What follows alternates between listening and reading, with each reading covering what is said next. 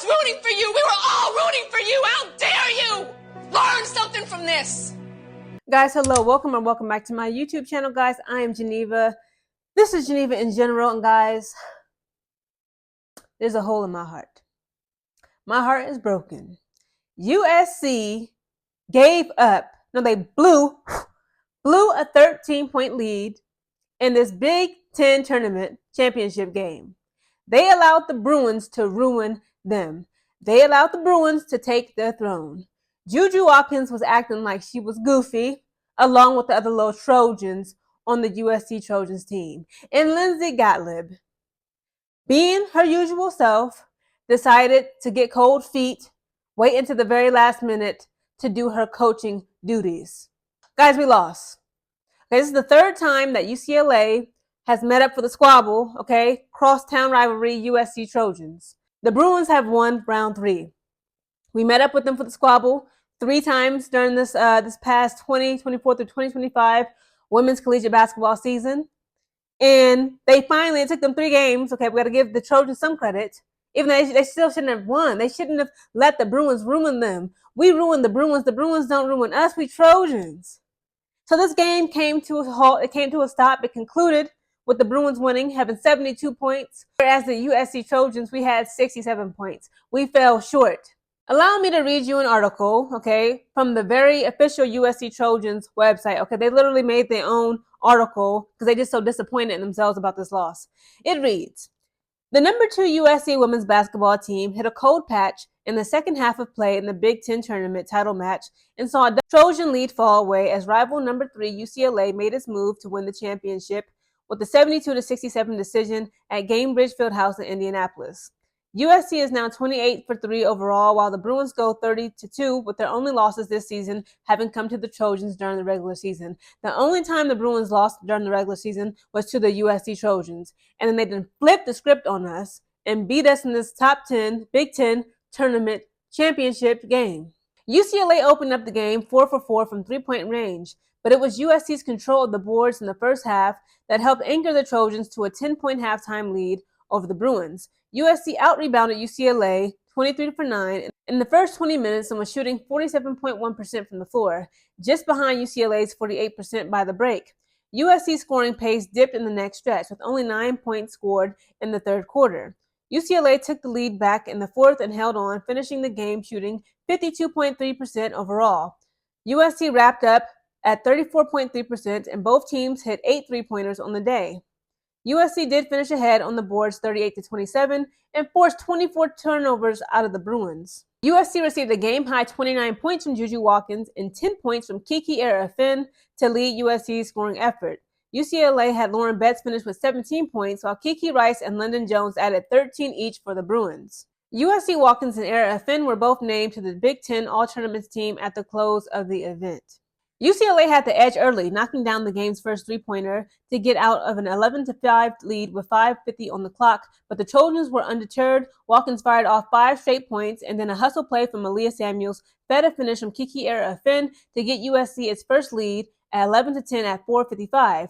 Watkins made it a 9-0 USC rally next to lead 14-11 and prompt a UCLA timeout. Samuel stepped up and buried back-to-back 3-pointers in round 1 from the Bruins, extending USC's run 12-0 and then making it a 20-14 USC lead at 2:20. An Avery Howell bucket followed, and USC was a 22-14 with 2:10 to go in the first. I ain't even gonna finish reading the article. To sum it all up, the Trojans, it's like they got cold feet in the first half. Okay, the first half of this game, we were leading the scoring. Okay, we led them. We were in front of the Bruins. The fourth and final quarter came, everything fell apart. Malia Samuel, shout out to her again. She's only 5'6", okay? She a little shorty, she a little cutie, okay? On the USC Trojans. Her first quarter, she was on fire. The way she stays, again, she be on them girls. Her defense and offensive skills is good, but her defense, she be on them girls like white on rice. Again, she's small compared to all the other women on that court. She gave us 2 3-pointers. Okay, she got some blocks. She got some steals. Malia Samuels in the first quarter. Again, we was doing our thing. Okay, again, we had the biggest lead of this game with 13 points. The first quarter then come and gone. Now into the second quarter. The second quarter, we were a hot mess. Again, Lindsay Gottlieb was calling timeouts and far too late. It's like, listen to me, lady. When you looked at how the Bruins was playing, how they had that ball movement, it was swift, it was precise, it was without blame, it was without stain. And then you compare that to the USC Trojans. They looked frazzled, they looked confused, they didn't look confident, they looked tired. They literally looked indecisive. They were looking like the Chicago Sky. How Lindsay Allen, okay, our former point guard, now she Connecticut Suns problem. The way that she would like try to handle the ball, her and Dana Evans, when the offense would flow through them, that's what USC Trojans was given in this game. They trying to throw the ball. They're trying to figure out who to give it to. They're trying to figure out how to get to their spots. They keep getting prevented to get into them spots because UCLA Bruins had the defense on lock. And again, Lindsay Gottlieb as the head coach, she did not do her just due to her Trojans. She did not make adjustments. You got to study them. Again, I don't have any coaching experience before y'all come at me in the comments, but I'm going to just tell you how I would be, okay? I'm a woman who studied, the art of war. I read the 48 Laws of Power. I watched Game of Thrones, okay? I know a little bit about something. It's called you got to study the enemy. In order to beat the enemy, you got to know your enemy. Imagine, look at U.S. American soldiers. When we went to the war with Vietnam, we went in thinking that, we got the upper hand on them. Why? They're smaller than us. We got a better military. We got, more advanced technologies. We went over there in Vietnam and we got whooped. Everything about it was their territory. We didn't know there was mosquitoes over there the size of my palm. We didn't know that it was like the heat will kill us. It gets freezing cold and it gets very hot in summer. We went over in Vietnam and got crushed.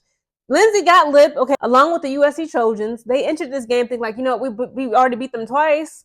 We can easily beat them again. Y'all didn't study your enemy. Now, as a coach, when you're on the sidelines, you got to study what's going on. Study not only the opposite side's team, their coach, and look at what adjustments she's making, or he or she is making, but look at how her players are playing.